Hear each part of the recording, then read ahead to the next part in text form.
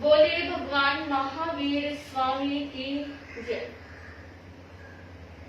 व्यक्ति जब भी किसी संकट के समय में होता है, किसी परेशानी से जूझ रहा होता है, गुरु भगवान के समक्ष जाता है और गुरु भगवान उस समस्या से निकलने के लिए व्यक्ति को मंत्र जाप की सलाह देते हैं।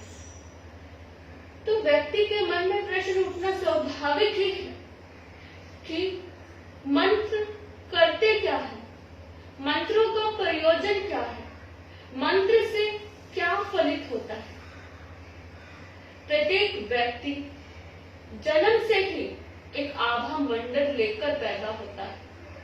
आम भाषा में उसे ओरा कहा जाता है। प्रत्येक व्यक्ति का आभा मंडल जैसे सबका फिंगरप्रिंट अलग होता है, उसी प्रकार होता है। आप सोच रहे होंगे कि आभा मंडल की बात क्यों कर रहे हैं? क्योंकि मंत्र आभा मंडल को बदलने की प्रक्रिया है। रिसर्च करने वालों ने रिसर्च की और एक केमिकल भी तैयार किया है जिससे आभा मंडल को देखा जा सकता है। अभी तक आभा मंडल को वही लोग देख सकते थे जिनके पास गहरी दृष्टि होती थी, लेकिन आज के खोजकर्ताओं ने ऐसी रिसर्च की है जिससे आभा मंडल को देखा जा सकता है। किरणें की हाई फ्रीक्वेंसी फोटोग्राफी ये प्रूफ करती है कि हमारे शरीर से इलेक्ट्रिकल एनर्जी निकलती है, रेज निकलती है, किरणें निकलती है और आभा मंडल उन्हीं इलेक्ट्रिक एनर्जी का ग्रुप है, समूह है। जब व्यक्ति क्रोध में होता है तो आभा मंडल सिकुड़ने लगता है और जब व्यक्ति प्रसन्नता में होता है, खुश होता है, तो आभा मंडल खिलने लगता है। इससे ये स्पष्ट होता है कि आभा मंडल व्यक्ति के भावों पे डिपेंड करता है। जब किरण की हाई फ्रीक्वेंसी फोटोग्राफी ने ये प्रूफ किया कि अगर व्यक्ति क्रोध में है तो आभा मंडल सिकुड़ा हुआ है और अगर व्यक्ति खुश है तो आभा मंडल खिला हुआ है। तो जो मंत्र है वो हमारी इस इलेक्ट्रोमैग्नेटिक स्पेस को बदलने की प्रक्रिया है। डॉक्टर रडोल्फ ने दो व्यक्तियों को बुलाया, दोनों को अलग अलग प्रकार का पानी दोनों के हाथों में दिया और एक को बुरा सोचने को कहा और एक को अच्छा पॉजिटिव थॉट्स क्रिएट करने को कहा और दो क्यारियां लगाई गई। दोनों क्यारियों में अलग प्रकार के बीज बोए गए। जिसमें बैड थॉट्स क्रिएट किए गए थे वो जल डाला गया और एक में पॉजिटिव थॉट्स वाला जल डाला गया। फलस्वरूप जिस बीज में बुरे विचारों से भरा हुआ जल डाला गया वो बीज अंकुरित ही नहीं हुआ और जिस जल में पॉजिटिव थॉट्स वाला पानी डाला था वो बीज अंकुरित भी हुआ और फलित भी हुआ। इससे ये प्रूफ होता है कि जब एक बीज पे मंगल भावनाओं का और बुरी भावनाओं का इतना फर्क पड़ता है तो हम आम व्यक्तियों पे क्यों नहीं। मंत्र मंगल भावना से भरे भाव है तो वो क्यों नहीं चेंज कर सकते खुद को, तो क्यों नहीं बदल सकते। जब कुछ अनिष्ट होने वाला होता है तो क्यों नहीं वो समाधान से हमें बाहर निकाल सकते। नमोकार महामंत्र जैन धर्म का अनूठा बेजोड़ महामंत्र है जिसके जैसा महामंत्र आज तक ना कोई हुआ ना कोई होगा। नमो अरिहंतानंद, नमो सिद्धानंद, नमो आर्यानंद, नमो उपझायानंद, नमो लोय सव्यसाहुनंद। ऐसो पंच नमोकारो सव्य पाव प्रणासनो मंगलानंच सव्य सिंह पढ़मम हवई मंगलम। ये 5 पद वाला नमोकार महामंत्र मैं आप सबके सामने इसका विवेचन करती हूँ। नमो अरिहंतानंद, नमो अर्थात नमस्कार, नमन का भाव, विनम्रता का लक्षण, समर्पण का भाव। नम्र नमस्कार ये शब्द नहीं, ये भाव है।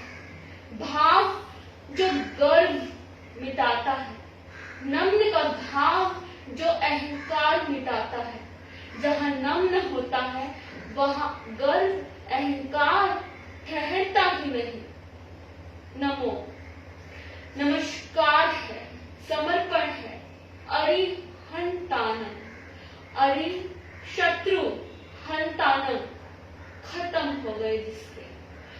अरिहंत मतलब जिसके शत्रु समाप्त हो गए, उसको नमस्कार है।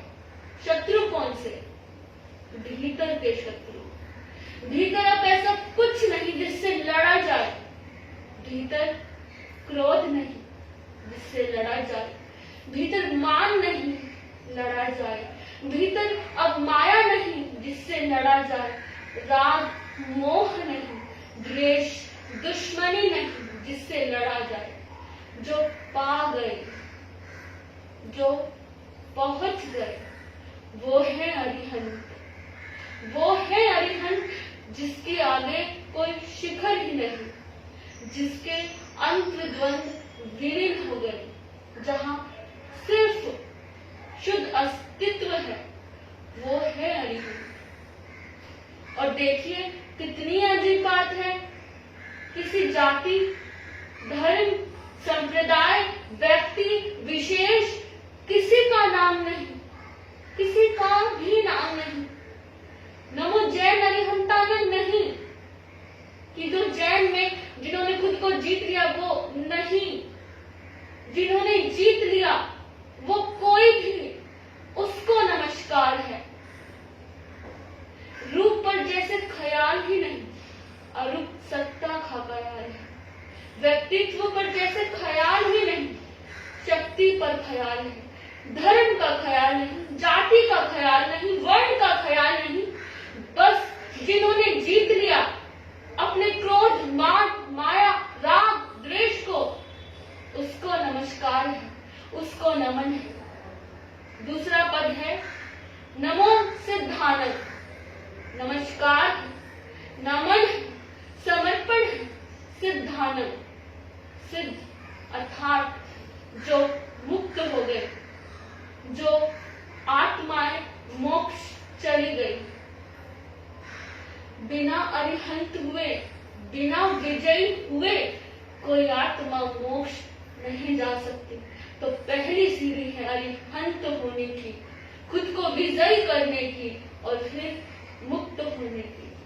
आत्माएं मुक्त हो, मोक्ष चली जाती है। लोग पूछते हैं मोक्ष क्या है, कहाँ है?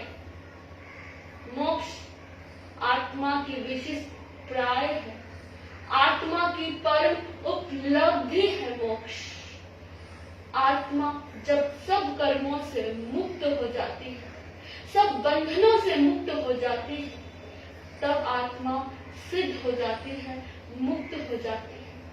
आगमों के उभय शास्त्र में पूछा गया है, कह्यम पढ़ी है सिद्धा, कह्यम सिद्धा परीठ्य, कह्यम वैधम चैतानंद, कत गंतुर सिद्ध। ये आत्मा, सिद्धात्मा कहाँ जाकर रुक गई? ये सिद्धात्मा कहाँ स्थित हो गई? ये सिद्धात्मा ने शरीर का त्याग कहाँ किया? ये सिद्धात्मा कहाँ है? उत्तर में बोलते हैं अलोय पढ़िह सिद्धा, लोयग या परिठ्य, यह बोहि चैतानंद, तत्गंथूर्ण सिद्धि। लोक से लगकर, लोक से लगकर जो अग्रभाग है लोक का, वहां आत्मा स्थित हो गई है। आलोक से लगकर लोक में आत्मा मोक्ष पहुंच गई है। मोक्ष जहां जन्म नहीं, जरा नहीं, मरण नहीं, भय नहीं, मोह नहीं, काया भी नहीं, दरिद्र नहीं, कर्म नहीं, वो है मोक्ष जहां परम शांति, ज्योत में ज्योत विराजमान।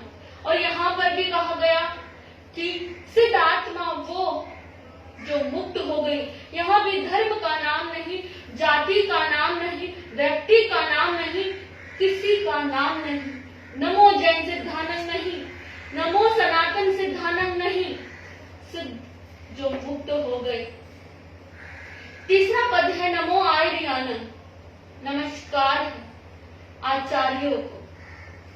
आचार्य कौन?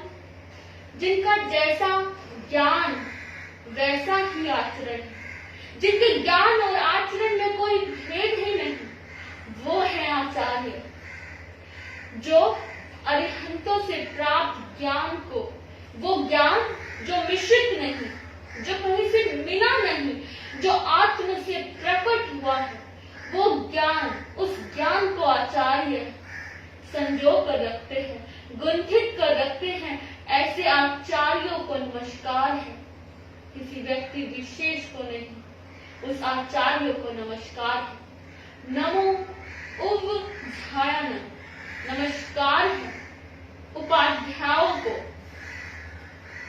जिनका ज्ञान, उनका आचरण भी है और जो उपदेश देते हैं, जो आचार्यों द्वारा गुंथित ज्ञान को जन जन में पहुंचाते हैं, जन जन का कल्याण करते हैं, वो है उपाध्याय। जो अरिहंत द्वारा जो ज्ञान है, जो आचार्यों द्वारा गुंथित है, उस ज्ञान को अपने गहन में उतारते हैं और जन जन तक उपदेश के माध्यम से पहुंचाते हैं, वो है उपाध्याय।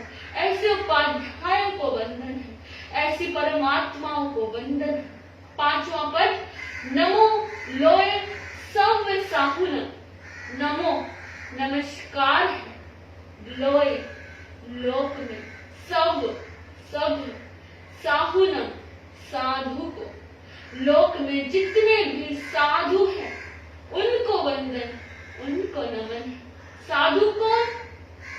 जो अहिंसक है, जो किसी जीव की हत्या नहीं करता, जो सबको एक समान मानता है, जो झूठ नहीं बोलता, जो चोरी नहीं करता, ब्रह्मचर्य का पालन करता है, अति परिग्रह इच्छाओं से भरकर समान वस्तु का उपभोग नहीं करता, जिसका मन, जिसकी वाणी, जिसकी काया उसके काबू में है, वो है साधु। जो भिक्षा ला अपने जीवन का निर्वाह करता है, वो है साधु। साधु से मतलब पुरुष नहीं, साधु से मतलब पुरुष, स्त्री, नपुंसक, कोई भी जिसमें ये गुण विद्यमान है, वो है साधु। ऐसे साधु को नमस्कार है। यहाँ भी किसी व्यक्ति का नाम नहीं। साधु कोई भी जो झूठ नहीं बोलता, जो चोरी नहीं करता, जो ब्रह्मचर्य का पालन करता है, वो है साधु, उसको मेरा नमस्कार है। ये 5 पद और अंतिम की पंक्तियां, ऐसो पंच नमोकारो सवै पाप पनासनो, यह 5 पद वाला नमोकार सब पापों का नाश करने वाला है। अब तक तो आपको समझ आ ही गया होगा किस प्रकार नमकार पाप का नाश करने वाला है। मैंने पहले भी कहा कि आभा मंडल भावों पे डिपेंड करता है।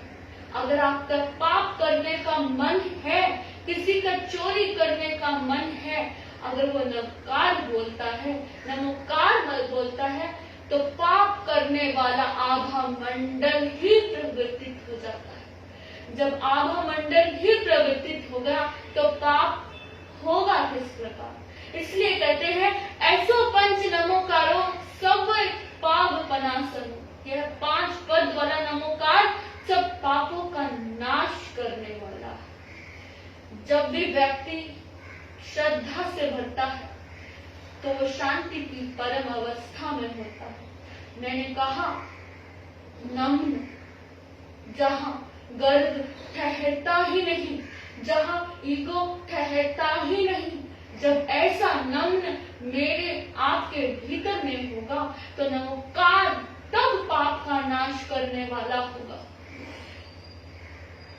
ऐसो पंच नमोकारो सवै पाप पनासनो, मंगलानंच सवै से परमं हवै मंगलम, मंगलानंच सवै से परमं हवै मंगलम, यह सब मंगल में प्रथम मंगल है। ये नवकार मंत्र सब मंगल में प्रथम मंगल है। जब हम संप्रदाय की बेड़ियों को छोड़ जाति, रंग, व्यक्ति विशेष, स्त्री, पुरुष सब भेदों से ऊपर उठ नमन का भाव ताब लाते हैं उनके प्रति जो अरिहंत जिन्होंने विजय कर लिया खुद को। नमो सिद्धानंद जो सिद्ध हो गए, आर्यानंद जिनका आचरण जिनका ज्ञान एक है, नमो विधायानंद जिनका ज्ञान आचरण और उपदेश एक है, नमो लोय सर्वसाहुनंद लोक के जो सब साधु साध्वियां हैं, उनको जब हम मंगल भावों से भरकर नमस्कार करते हैं तब हम कह सकते हैं कि ये नवकार सब पापों का नाश करने वाला है और तभी से हमारी अरिहंत बनने की यात्रा शुरू हो जाती है। ये जो भी मैंने अभी आपको बताया इसमें कुछ भी मेरा नहीं। जिन जिन किताबों से मैंने पढ़ा, जिन जिन आचार्यों का, जिन जिन महान व्यक्तित्व के लेखों के द्वारा मैंने ये पढ़ा, उन सबको धन्यवाद है, उन सबको धन्यवाद है। ओम शांति।